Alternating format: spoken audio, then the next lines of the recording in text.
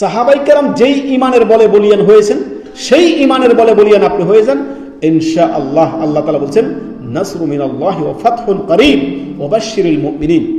মুমিনদের জন্য সুসংবাদ, সুসংবাদ শোনাক ওই সকল মুমিনরা যারা আল্লাহ ভীরু, সৎকর্ম, আল্লাহর প্রতি ঈমান নিয়ে আসছে, সৎকর্ম করেছে।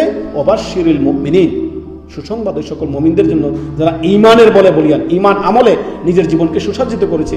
অবশ্যই আল্লাহর পক্ষ থেকে আল্লাহ তাআলা বলেন নাসরু মিনাল্লাহি ওয়া ফাতহুন করিব, আল্লাহর পক্ষ থেকে সাহায্য আসবে এবং কি আল্লাহ তাদেরকে মুমিনদেরকে সাহায্য করবে, এটা আল্লাহর ওয়াদা।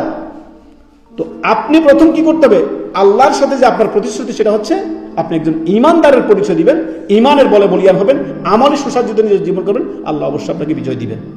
অতএব আগে আপনি করুন, তারপর আল্লাহ। আল্লাহ তাআলা ইন তানসুরুল্লাহ ইয়া আইয়ুহাল্লাযীনা আমানু, হে ঈমানদারগণ, ইন তানসুরুল্লাহ ইয়ানসুরকুম ওয়া ইউসাব্বিত আকদামাকুম, তোমরা যদি আল্লাহকে সাহায্য করো কিভাবে, আল্লাহর দ্বীন মেনে চলো, ঈমান আমল সুন্দর করো, আল্লাহ এবং তার রাসূলের ইত্তেবা করো, কোরআন সুন্নাহর প্রচার করে দাও, দ্বীনের দাওয়াতের সর্বজ্ঞ মানুষের মধ্যে কোরআন সুন্নাহর আদর্শ ছড়িয়ে দাও, আল্লাহর দ্বীনকে সাহায্য করো।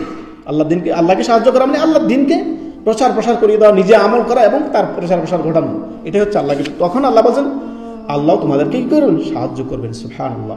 আল্লাহ সাহায্য পেতে হলে ঈমানের দিকে ফিরে আসতে হবে, আমলের দিকে ফিরে আসতে হবে, দ্বীনকে চর্চা